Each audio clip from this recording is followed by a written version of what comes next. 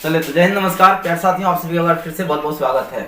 तो देखिए ये हमारा ना पार्ट जो है ना 2 है, या बायोलॉजी का चैप्टर 3 चल रहा है, जिसका नाम है परिवहन। देख रहे हैं परिवहन का आज का हमारा क्लास जो है प्यारे साथियों, ये हमारा क्या है, क्लास 2 है, यानी कि पार्ट 2 है। इससे पहले पार्ट 1 हम बना दिए हैं, वीडियो अपलोड कर दिए हैं, ठीक है ना। तो आप सभी जो है ना उसे देख लीजिएगा, क्योंकि उसका लिंक आपको नीचे मिल जाएगा डिस्क्रिप्शन में, ठीक है। तो आपको जो है कल हम पढ़ा दिए थे जाइलम फ्लोएम के बारे में, देख लीजिए, है ना। जाइलम फ्लोएम क्या होता है बहुत ही अच्छी तरह से आपको हम समझा दिए थे, ठीक है ना। उसके बाद यानी कि हम लोग क्या पढ़े थे, पेड़ पौधों में परिवहन कैसे होता है। तो पेड़ पौधों में परिवहन जो है ना आपका जाइलम और फ्लोएम ऊतक के द्वारा होता था। जाइलम का काम था क्या, जल का परिवहन करना, और फ्लोएम का काम क्या था, खाद्य पदार्थों का परिवहन करना था। और जाइलम में क्या होता था कि जल का परिवहन केवल नीचे से ऊपर की ओर होता था, और फ्लोएम ऊतक में क्या था कि खाद्य पदार्थों का परिवहन जो है ना ऊपर नीचे दोनों दिशा में हो रहा था, ठीक है। तो ये सभी हम लोग जान चुके थे। अब हम लोग ये भी पढ़ चुके थे कि रुधिर यानी कि रक्त यानी कि ब्लड, जिसको खून कहते हैं, किसे कहते हैं, ठीक है ना। यह तो हमारा क्या था, एक क्षारीय द्रव था जिसका कि पीएच 7 से अधिक होता है ना। यानी आपको यहाँ तक क्लास हम करा चुके हैं। अब आते हैं आगे। अब यहाँ पे आते हैं पार्ट 2 हमारा शुरू यहाँ से होता है। और पार्ट 2 में क्या है कि रक्त के प्रमुख घटक, यानी कि रक्त के कौन कौन से घटक होते हैं, इनके बारे में जानने वाले हैं, राइट। तो चलिए क्लास को करते हैं शुरू। यदि आप सभी को क्लास अच्छा लगेगा तो प्यारे साथियों क्लास को लाइक शेयर जरूर कीजिएगा, ठीक है ना। तो पहला हमारा रक्त का जो प्रमुख घटक होता है, रक्त में हमारा पहले क्या होता है, आरबीसी, यानी कि आरबीसी का मतलब होता है रेड ब्लड सेल्स।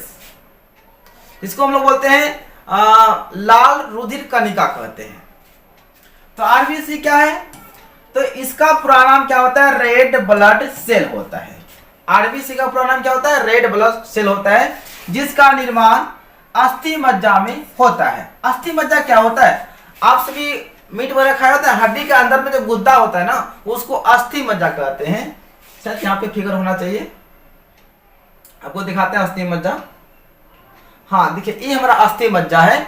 ये हमारा क्या है, बोन है ना, ये हड्डी है ना, इसके बीच में जो इसका जो निकलता है उसको हम लोग क्या बोलते हैं, अस्थि मज्जा कहते हैं। तो यही इसी अस्थि मज्जा में ही आरबीसी का निर्माण होता है। आरबीसी बोले तो रेड ब्लड सेल। आरबीसी का निर्माण कहाँ में होता है, अस्थि मज्जा में होता है। याद रहेगा ना, चलिए बिल्कुल याद रहेगा आप लोगों को। तो जिसका निर्माण अस्थि मज्जा में होता है, अस्थि मज्जा समझ में आप लोग आ गया। और आरबीसी का कब्रिस्तान, पलिहा या तिल्ली को कहा जाता है। यानी कि आरबीसी वहां जाके मर जाता है, कहां में, पलिहा में। पलिहा में कौन मर जाता है, आरबीसी, यानी कि रेड ब्लड सेल जो है शरीर का एक हिस्सा पलिहा होता है, जो कि वहां जाके मर जाता है। इसलिए पलिहा को आरबीसी का कब्रिस्तान भी कहा जाता है, क्योंकि वहां पे उसका एकदम डेथ हो जाता है, मृत्यु हो जाता है, क्योंकि इसमें आरबीसी मर जाता है। किसमें मर जाता है, आरबीसी पलिहा में मर जाता है। पलिहा यानी कि तिल्ली में आके मर जाता है। तो ध्यान रखना है आप लोगों को कि आरबीसी बनता कहाँ में है, जीवित कहाँ में होता है। तो आरबीसी हमारा कहाँ में होता है, अस्थि मज्जा में बनता है, और मरता कहाँ में है, पलिहा में मर जाता है। इसलिए पलिहा को आरबीसी का कब्रिस्तान भी कहा जाता है बच्चों, ठीक है। अगला है कि आरबीसी का जीवन काल 20 से 120 दिन का होता है। ध्यान रखिएगा, आरबीसी जो बनता है, ब्लड यानी कि रेड ब्लड सेल जो बनता है, वह 20 से लेकर 120 दिन तक जिंदा रहता है, फिर वह मर जाता है। यानी कि आरबीसी का जो जीवन काल है, जीवन अवधि जो है, वह 20 से 120 दिन का होता है, राइट। इसमें केंद्रक नहीं पाया जाता है। किसमें, आरबीसी में केंद्रक नहीं पाया जाता है, याद रहेगा।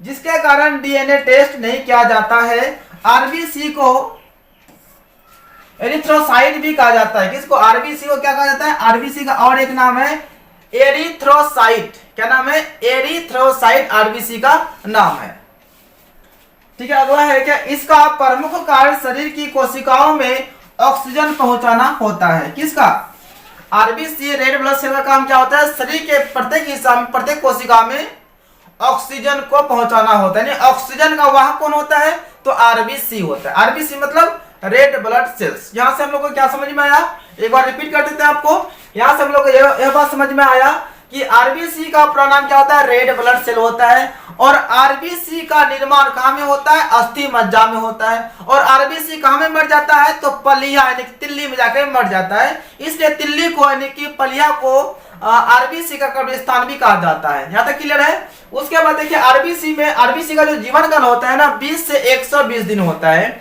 और आरबीसी में यानी कि रेड ब्लड सेल में जो होता है केंद्रक नहीं पाया जाता है। क्या नहीं पाया जाता है, केंद्रक नहीं पाया जाता है। और आरबीसी का जो एक अन्य नाम है उसको एरिथ्रोसाइट के नाम से भी जानते हैं। आरबीसी को एरिथ्रोसाइट के नाम से भी जानते हैं। और इसका प्रमुख काम क्या होता है, आरबीसी का काम क्या होता है, ऑक्सीजन का वाहक करना, है ना। क्या करना, ऑक्सीजन का वाहक करना, मतलब शरीर के सभी कोशिकाओं में ऑक्सीजन को पहुंचाना होता है। किसका काम होता है, आरबीसी का काम होता है। तो ये हमारा क्या था साथियों, आरबीसी था। उम्मीद करते हैं कि आप सभी को आरबीसी यानी कि रेड ब्लड सेल के बारे में समझ में आ गया होगा। अब आगे चलिए बढ़ते हैं। ये देखिए यही हमारा आरबीसी है। ये हमारा जो ना लाल रक्त कणिका है, इसी से हमारा क्या होता है, शरीर का ब्लड बनता है। लाल ब्लड जो है ना इसी से बनता है। तो लाल रक्त छोटे छोटे कणिका मिलकर क्या होता है, शरीर में हमारा ब्लड लाल बनता है। ठीक है ना, ब्लड का रंग लाल होता है। चलिए अब आते हैं डब्ल्यूबीसी, जिसे हम लोग क्या बोलते हैं व्हाइट ब्लड सेल्स।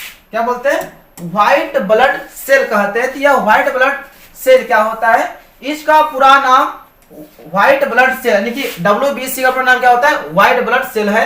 इसका निर्माण अस्थि मज्जा में होता है। इसका निर्माण वही हड्डी के बीच में जो अस्थि मज्जा होता है ना, इसका निर्माण भी आपको अस्थि मज्जा में ही होता है।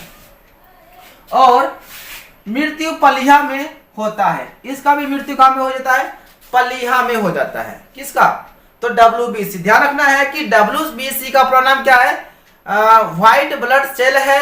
और डब्ल्यूबीसी का निर्माण भी आपका कहाँ में होता है, अस्थि मज्जा में होता है। और डब्ल्यूबीसी का जो मृत्यु है वह कहाँ में होता है, पलिया में हो जाता है। इसका जीवन काल 1 से 4 दिन होता है। ये 1 से 4 दिन में मर जाता है, यानी कि 1 से लेकर 4 दिन तक जिंदा रहेगा शरीर में, फिर वह मर जाएगा, फिर से उसका निर्माण होगा डब्ल्यूबीसी का। यह शरीर को रोगाणुओं से सुरक्षा प्रदान करता है। शरीर में जो भी बीमारी वगैरह होने वाला रहता है ना उससे सुरक्षा करता है। जैसे कि हम लोग कुछ ऐसे पदार्थ खा लेते हैं जिससे कि कभी कभी पेट खराब हो जाता है या फिर धूल हमारे शरीर में चला जाता है, क्या होता है, बीमार हम लोग पड़ने का संभावना रहते हैं। तो इन लगभग बीमारियों को दूर करता है। बीमारियों से लड़ने का क्षमता किसमें होता है, तो डब्ल्यूबीसी में होता है। किसमें होता है जी, डब्ल्यूबीसी में बीमारियों से लड़ने की क्षमता होता है। अर्थात शरीर को बीमारियों से रक्षा कौन करता है, तो डब्ल्यूबीसी करता है। और आरबीसी का काम क्या था, आरबीसी का काम क्या था कि शरीर में ऑक्सीजन को पहुंचाना था। लेकिन डब्ल्यूबीसी का काम क्या है, शरीर में होने वाले रोगाणु मतलब जो रोग होता है उससे क्या करता है, सुरक्षा प्रदान करता है। आगे आप समझ में, डब्ल्यूबीसी की सबसे बड़ी कोशिका मोनोसाइट जबकि सबसे छोटी कोशिका लिम्फोसाइट कहा जाता है। तो डब्ल्यूबीसी का जो सबसे बड़ी कोशिका है, ध्यान दीजिएगा, डब्ल्यूबीसी का सबसे बड़ी कोशिका का नाम क्या है, मोनोसाइट है। क्या नाम है, मोनोसाइट है। और डब्ल्यूबीसी का सबसे छोटी कोशिका जो है उसका नाम क्या है, लिम्फोसाइट है बच्चों। क्या नाम है जी, लिम्फोसाइट। याद रहेगा, आपको फिर से रिपीट करते हैं, डब्ल्यूबीसी क्या है जी, डब्ल्यूबीसी का पूरा नाम क्या है, व्हाइट ब्लड सेल है। इसका निर्माण आपका अस्थि मज्जा में होता है। इसका मृत्यु कहाँ में, पलिया में हो जाता है। और इसका डब्ल्यूबीसी का जो जीवन काल होता है वो 1 से लेकर 4 दिन का होता है। और डब्ल्यूबीसी यानी कि व्हाइट ब्लड सेल का जो सबसे बड़ी कोशिका है उसका नाम क्या है, देख लीजिए, मोनोसाइट है। और जो छोटी है उसका नाम क्या है, लिम्फोसाइट है। और डब्ल्यूबीसी का काम क्या है, इसका मुख्य काम क्या है कि शरीर में होने वाले रोगाणुओं से शरीर की सुरक्षा करना होता है, यानी कि रोगों से शरीर को बचाता है कौन, डब्ल्यूबीसी। उम्मीद करते हैं कि आप लोगों को समझ में बिल्कुल आ रहा होगा। तो आते हैं आप हम लोग क्या आते हैं, प्लेटलेट्स। आप जानते हैं कि प्लेटलेट्स क्या होता है, आप लोग कभी देखते होंगे, हम लोग का कभी चोट घाट लग जाता है ना तो शरीर में क्या रक्त जमा हो जाता है, यानी रक्त जो जमा थक्का बन जाता है। जहाँ पे देख सकते हैं आप, यहाँ मान लीजिए चोट लग गया, यहाँ पे क्या होता है, हमारा रक्त क्या होगा, जम जाता है, ब्लड जम जाता है। जब ब्लड जमने में काम कौन करता है, आपका यही प्लेटलेट्स काम करता है। चले आते हैं, बोलता है क्या, इसका निर्माण अस्थि मज्जा में होता है। याद देखिए, प्लेटलेट्स जो है ना आपका रक्त डब्ल्यूबीसी आरबीसी का ही कुछ हिस्सा होता है। जब डब्ल्यूबीसी आरबीसी का निर्माण आपका अस्थि मज्जा में होता है तो उसी का अंग में यह भी हमारा आता है क्या, प्लेटलेट्स आता है। तो इसका निर्माण भी आपका अस्थि मज्जा में ही होता है। ठीक है ना, तो ध्यान देना है कि प्लेटलेट्स का निर्माण कहाँ में होता है, अस्थि मज्जा में होता है। जिसका जीवन काल जिसका जीवन काल मात्र 1 दिन होता है। किसका? प्लेटलेट्स का जो जीवन काल होता है मात्र वो 1 दिन ही जिंदा रहता है, फिर वो मर जाता है, फिर से निर्माण होता है, फिर से मरता है वो। यह स्तनधारी प्राणी में पाया जाता है। स्तनधारी का मतलब होता है हम मानव लोग, ठीक है ना। गाय वाल भी स्तनधारी में ही आता है, हम मानव भी स्तनधारी में ही आते हैं। तो स्तनधारी में हमारा क्या होता है? प्लेटलेट्स पाया जाता है। इसका मुख्य कार्य जो है खून का थक्का करना होता है। खून को थक्का कौन करता है? प्लेटलेट्स करता है। आप यहाँ पे देख रहे होंगे अच्छी तरह से, अगर इसको यहाँ पे चोट अगर लग गया है तो यहाँ पे क्या होता है? लाल हो गया है। लाल होने का मतलब क्या होता है? इसका अर्थ यह हुआ कि यहाँ पे ब्लड जम गया है, यानी खून क्या हुआ? यहाँ पे जम गया है, यानी रक्त का थक्का बनना शुरू हो गया है। तो रक्त का थक्का बनने में हेल्प कौन करता है? प्लेटलेट्स हेल्प करता है। कौन करता है बच्चों? प्लेटलेट्स हेल्प करता है। किसका काम करने में? तो रक्त का, देखिए इसका मुख्य काम क्या होता है? प्लेटलेट्स का जो मुख्य काम होता है रक्त का थक्का बनाना। रक्त मतलब खून, खून को थक्का कौन बनाता है? प्लेटलेट्स। याद रहेगा, यदि आपका ऑब्जेक्टिव में आ जाए कि प्लेटलेट्स का काम क्या होता है, मुख्य काम क्या होता है, ऑप्शन में लिखा रहेगा खून का थक्का बनाना। या ऐसे में आपको आ सकता है कि रक्त को जमने में या रक्त का थक्का होने में निम्नलिखित में किसका योगदान है, किसका महत्वपूर्ण भूमिका है? तो ऑप्शन में लिखा रहेगा क्या? प्लेटलेट्स। प्लेटलेट्स का काम क्या है? रक्त को थक्का बनाना होता है, ठीक है। इसे थ्रोम्बोसाइट भी कहा जाता है। थ्रोम्बोसाइट, ई प्लेटलेट्स का नाम और क्या है? थ्रोम्बोसाइट है। उम्मीद करते हैं आप लोगों को समझ में आ गया होगा। यहाँ पे देखते हैं ना, यहाँ पे जब डॉक्टर सुई देता है ना, सुई देता है तो यहाँ पे रक्त जमा हो जाता है। इससे क्या होता है? ऐसे घसते रहिए, ऐसे करते रहिए, ऐसे करेंगे ना तो क्या होगा कि कोशिका छिड़ियागा तो ब्लड छिड़िया जाएगा, तो वहां पे थक्का नहीं बनेगा। अगर सुइया देकर छोड़ देगा ना तो फट से वहां पे खून फेंक देता है, फट से वहां पे खून जमा हो जाता है और बहुत दर्द करता है। अब यहाँ पे देख सकते हैं किसी का बेचारा को चोट लग गया है, जैसे चोट लगता है हम लोग का शरीर में, तो वहां पे क्या होता है? लाल हो जाता है। लाल होने का मतलब क्या होता है? वहां पे प्लेटलेट्स क्या करता है? ब्लड को जमा कर देता है।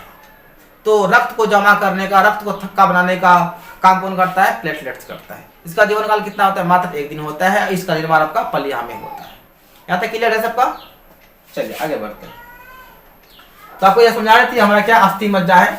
इसी अस्थि मज्जा में देखते हैं ना, हड्डी है, बोन है, हड्डी है, हड्डी के बीच में जो निकलता है गुद्दा गुद्दा टाइप, उसी को हम लोग क्या बोलते हैं? अस्थि मज्जा कहते हैं। इसी में हमारा आरबीसी, डब्ल्यूबीसी और प्लेटलेट्स का निर्माण होता है। तो यहाँ से अभी फिलहाल में हम लोग क्या सीखे, एक बार आपको रिपीट कर देते हैं हम, ताकि दिक्कत ना हो। बच्चों हमने पढ़ा कि रक्त का प्रमुख भाग, तो हमारा रक्त का 3 भाग हुआ। क्या क्या हुआ? एक हमारा जो है ना आरबीसी हुआ। क्या हुआ? आरबीसी। और एक हमारा क्या था? डब्ल्यूबीसी था। क्या था भाई? डब्ल्यूबीसी। डब्ल्यूबीसी। और एक हमारा क्या था? प्लेटलेट्स। प्लेटलेट्स था, है ना, है ना, प्लेटलेट्स था, लेटस बोल सकते हैं। तो यह आरबीसी क्या था कि इसका निर्माण आपका ना अस्थि मज्जा में हुआ था। कहाँ में? अस्थि मज्जा में इसका निर्माण हुआ था। निर्माण कहाँ में हुआ था? अस्थि मज्जा में हुआ था। उसके बाद इसका जो जीवन काल था वह 20 से 120 दिन क्या था? जीवन काल था। जीवन काल था। अरे बात समझ में? इन हम लोग पर है। उसके बाद इसका जो मृत्यु है कहाँ में हो जाता है? पलिहा में हो जाता है। कहाँ में? पलिहा में हो जाता है। और पलिहा को ही हम लोग क्या बोलते हैं? कब्रिस्तान कहते हैं आरबीसी का। तुम लोग मोटामोटी इतना पढ़ लिया अभी तक। और डब्ल्यूबीसी का इसका नाम क्या था? जैसे कि इसका आरबीसी इसका क्या था? रेड ब्लड सेल्स नाम था। तो डब्ल्यूबीसी क्या था? व्हाइट ब्लड सेल्स, यानी इसको हम लोग क्या बोलते हैं? श्वेत रक्त कोशिका कहते हैं, ठीक है ना। इसका जो निर्माण है तो इसका भी निर्माण अपन अस्थि मज्जा में ही क्या था जी? हाँ, अस्थि मज्जा। अस्थि मज्जा में हुआ था इसका निर्माण। निर्माण कहाँ में हुआ था जी? अस्थि मज्जा में इसका निर्माण हुआ था। उसके बाद क्या था? यहाँ पे देखिए जीवन काल इसका 20 से 120 दिन है। तो इसका डब्ल्यूबीसी का जो जीवन काल था वो 1 से लेकर 4 दिन था। क्या था इसका? जीवन काल था। जीवन काल था। तो जीवन काल की अवधि कितना था आपका? 1 से लेकर 4 दिन था। उसके बाद जो है ना इसका जो एक और अन्य नाम था, उसका थ्रोम्बोसाइट नाम था, ठीक है। तो उम्मीद करते हैं कि आप सब यहाँ पे समझ में आ गया होगा। अब प्लेटलेट्स आते हैं। इसका देखिए, इसका जो और देखिए बता दो आपको, इसका जो एक महत्वपूर्ण काम था आरबीसी का, इसका क्या था? ऑक्सीजन का वाहक करना। ऑक्सीजन का वाहक। क्वेश्चन पूछेगा कि ऑक्सीजन का वाहक कौन करता है जी? ऑक्सीजन को शरीर की सभी कोशिकाओं में कौन पहुंचाता है? तो आरबीसी पहुंचाता है। और डब्ल्यूबीसी क्या करता है जी? डब्ल्यूबीसी का काम बच्चों है, इसका काम है क्या? रोगों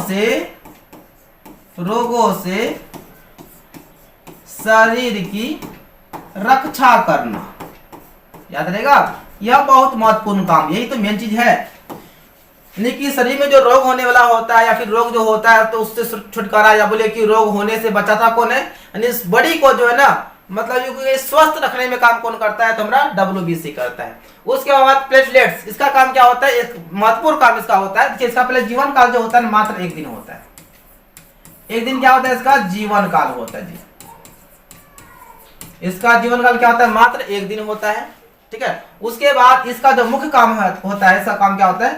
रक्त का थक्का बनाना।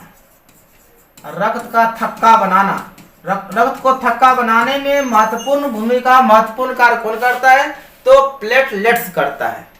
प्लेटलेट्स यहाँ पे होगा, ये नहीं होगा यहाँ पे, ठीक है ना? प्लेटलेट्स को होता है, लेट्स करता है। तो यहाँ तक आप लोगों को समझ में आ गया। आरबीसी, डब्ल्यूबीसी और प्लेटलेट्स, ये हमारा क्या था? रक्त का प्रमुख क्या था? हमारा मुख्य अंग था।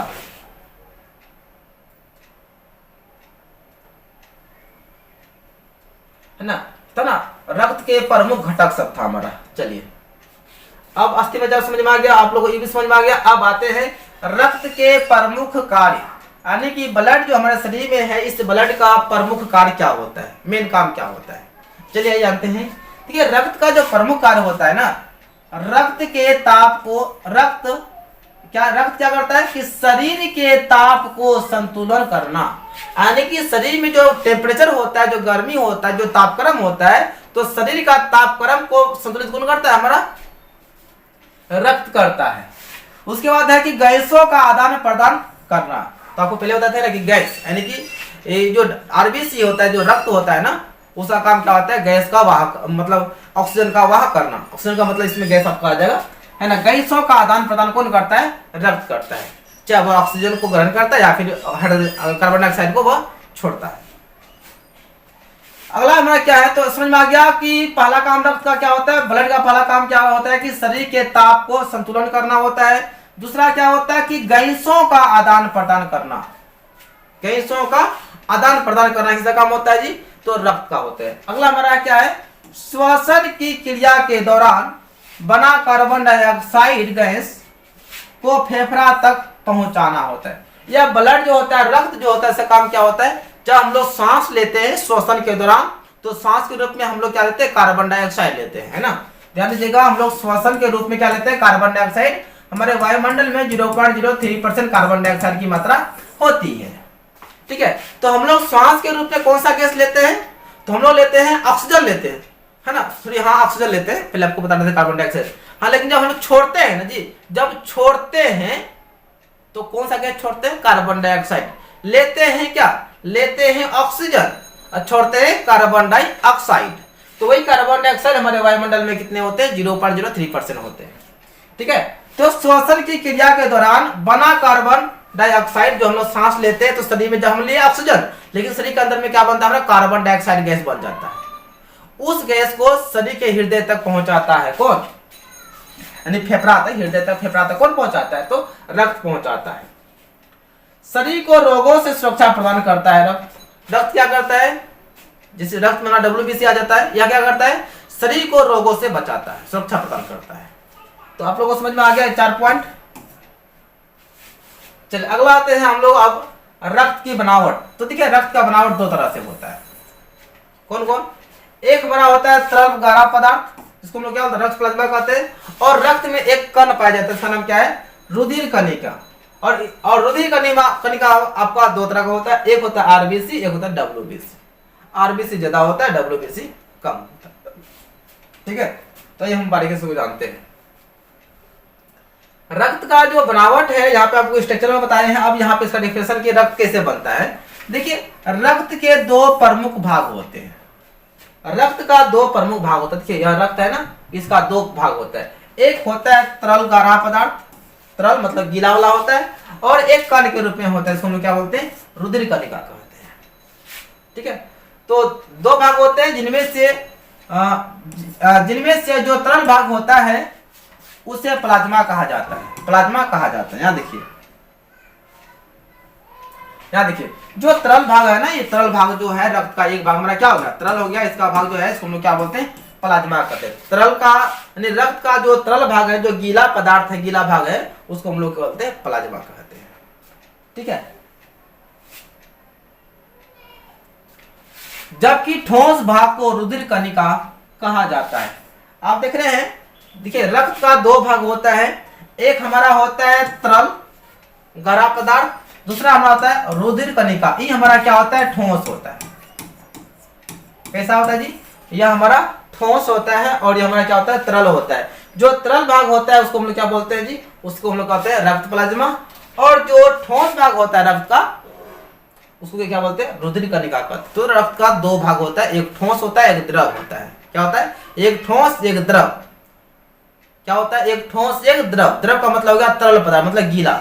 जो गीला पदार्थ रहेगा रक्त में उसको बोलते हैं क्या, रक्त प्लाज्मा कहते हैं। जो ठोस होगा कण के रूप में होगा, इसी कण से हमारा रक्त का रंग लाल होता है ना, जिसमें हीमोग्लोबिन पाया जाता है। जिसे आप लोग जानते हैं कि हीमोग्लोबिन के कारण से रक्त का रंग क्या होता है, लाल होता है। लेकिन एक्चुअली में जो है ना, जो हीमोग्लोबिन है वो इसी कणिका में पाया जाता है, जिसकी वजह से रक्त क्या होता है, लाल होता है। तो आगे समझ में, तो जो ठोस भाग होता है उसको हम लोग क्या बोलते हैं, रुधिर कणिका कहते हैं। प्लाज्मा में मुख्य रूप से जल और प्रोटीन रहता है। किसमें, प्लाज्मा में। ये जो है ना, इस तरल भाग जो प्लाज्मा है, इसमें क्या होता है, इसमें ना आपका एक जल होता है और ये क्या होता है, प्रोटीन होता है। मुख्य रूप से क्या होता है, जल और प्रोटीन होता है। किसमें, इस तरल भाग में।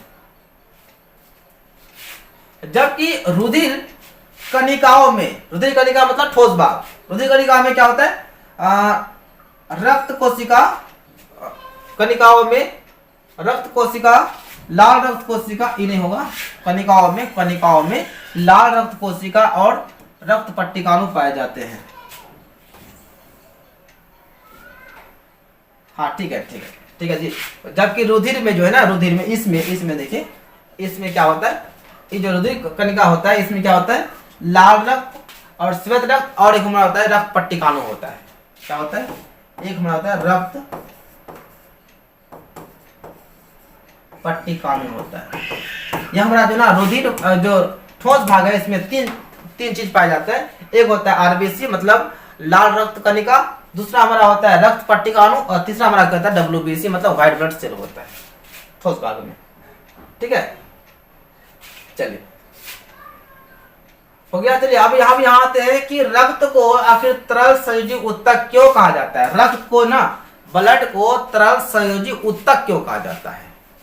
तो इसका आंसर है कि रक्त अपने प्रवाह के समय, जब रक्त बहता है, जैसे हम लोग का शरीर में रक्त बहता है, रक्त जब प्रवाहित होता है तो उस समय क्या होता है कि समय सभी प्रकार के उत्तकों को जोड़ने का काम करता है। जब रक्त ब्लड बहता है तो सभी प्रकार के उत्तक को आपस में जोड़ता है, ताकि शरीर के प्रत्येक अंग में, प्रत्येक हिस्सा में, प्रत्येक नस में जो ना ब्लड प्रवाहित हो जाए। इसलिए जब ब्लड का मतलब जब ब्लड प्रवाहित होता है, जब ब्लड शरीर में बहता है, वो क्या करता है, सभी कोशिकाओं को आपस में, सभी उत्तकों को आपस में क्या करता है, वो जोड़ता है ना। रक्त अपने प्रवाह के समय, जब रक्त प्रवाह का मतलब बहना, जब रक्त शरीर में बहता है तो उसी समय क्या होता है, उत्तकों को जोड़ने का काम करता है। वो क्या करता है, सभी उत्तकों को जोड़ने का काम करता है। इसलिए रक्त को तरल संयोजी उत्तक कहा जाता है। क्या कहा जाता है, इसलिए रक्त को ना एक उत्तक कहा जाता है, क्योंकि वह सभी उत्तकों को जोड़ने का काम करता है। चलिए आगे बढ़े। अब आते हैं प्लाज्मा का वर्णन करते हैं। प्लाज्मा क्या होता है, आपको बताया थे ना, रक्त का जो भाग होता है ना जी, देखिए ध्यान से प्यारे बच्चों, रक्त का दो भाग था। इसे एक तो आपका रक्त पट्टिकाणु था, उसको हटाइए। एक था हमारा क्या,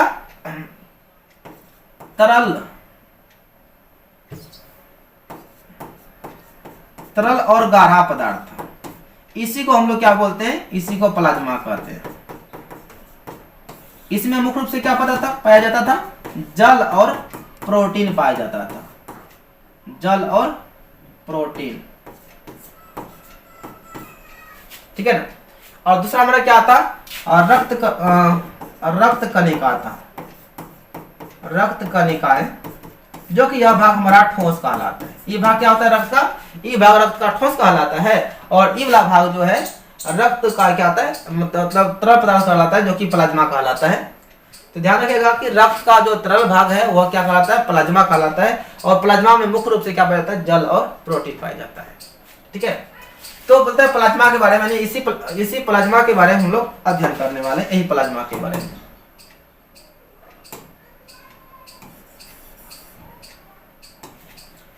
प्लाज्मा रक्त का तरल भाग होता है। देखिए प्लाज्मा जो है ना, प्लाज्मा, ये जो प्लाज्मा है रक्त का कौन सा भाग है, रक्त का तरल भाग है। पूरे रक्त का 55% भाग प्लाज्मा होता है, या रक्त का पूरे रक्त में 55% भाग क्या होता है, आपका प्लाज्मा होता है।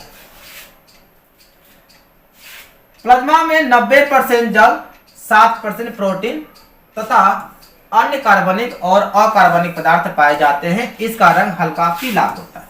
इसका रंग, प्लाज्मा का रंग हल्का पीला होता है। तो प्लाज्मा में मुख्य तौर पर वो बताए थे कि प्लाज्मा जो है रक्त का, प्लाज्मा जो है या रक्त का जो है ना क्या होता है, तरल भाग होता है। और इसमें प्लाज्मा में दो चीज मुख्य रूप से पाया जाता है।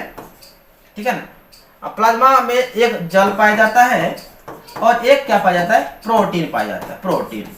जिसमें से कि जल, देखिए यहाँ पे बता रहा है कि जल कितना है, 90% है। तो जल का मात्रा जो है ना, जल 90% हमारा प्लाज्मा में पाया जाता है और प्रोटीन मात्र 7%। बाकी बात 90-7 कितना हो गया, 97 हो गया। 97% आपका दोनों मिला के हो गया। उसके बाद बच गया 3%। 3% में हमारा क्या हो जाएगा, अन्य कार्बनिक और अकार्बनिक पदार्थ शामिल होते हैं इसमें।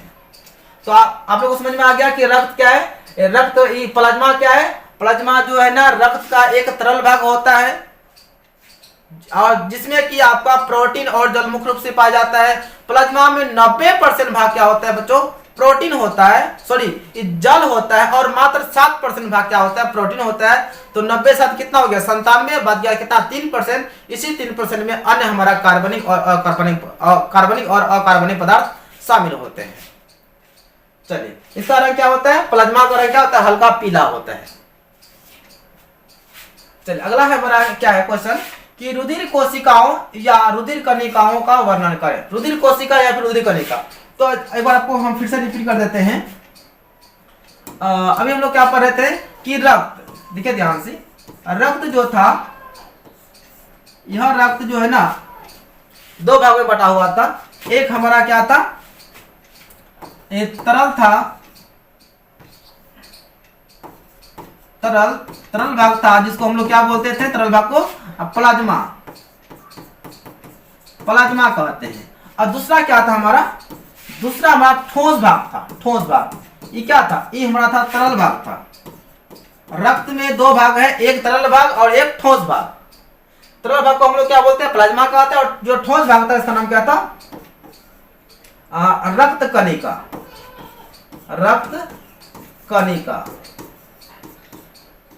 रक्त कणिका है।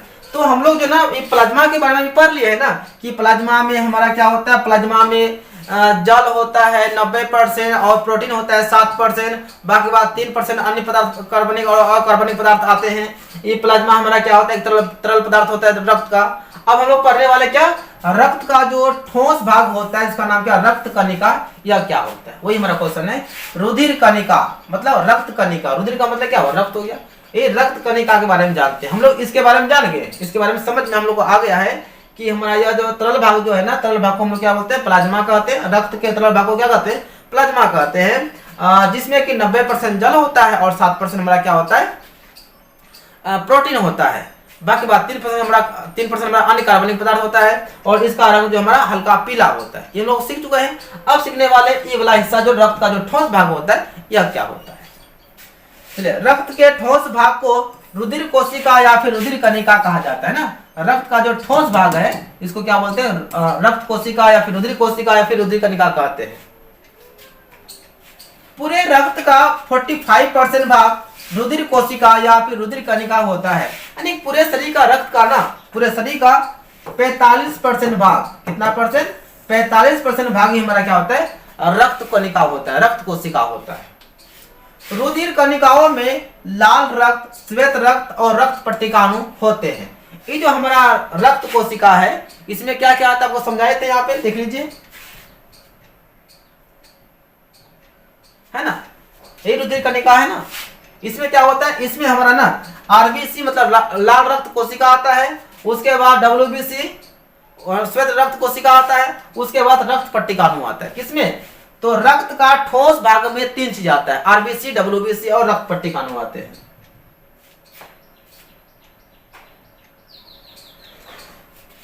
आगे समझ में ना कि रुधिर कणिकाओं में, मतलब इसमें रुधिर कणिकाओं में लाल रक्त आता है, श्वेत रक्त आता है और साथ में रक्त पट्टिकाणु भी आते हैं। इसमें 3 चीज होता है और इसमें क्या पाया जाता है? प्रोटीन और जल पाया जाता है। चलिए, मुझे उम्मीद है कि आप लोगों को समझ में आ रहा होगा। अगला क्वेश्चन है कि रक्त का रंग लाल क्यों होता है? बच्चों आखिर रक्त का जो ब्लड है ना, ये ब्लड, आखिर ब्लड हम लोग का शरीर का लाल क्यों होता है? इसका वजह क्या है? जैसे आप लोगों को लगभग सभी को पता होगा कि रक्त में क्या होता है, रक्त में हीमोग्लोबिन नामक लाल वर्णक पाया जाता है। रक्त में क्या पाया जाता है? रक्त में हीमोग्लोबिन नामक लाल वर्णक पाया जाता है। इसी कारण रक्त का रंग क्या होता है? लाल होता है। देखिए हीमोग्लोबिन रक्त में जो ना एक आपका जो है कि पदार्थ पाया जाता है जिसका नाम क्या है? हीमोग्लोबिन है। वो लाल वर्णक होता है, उसी वर्णक के कारण से पूरे शरीर का जो रक्त होता है वो लाल होता है।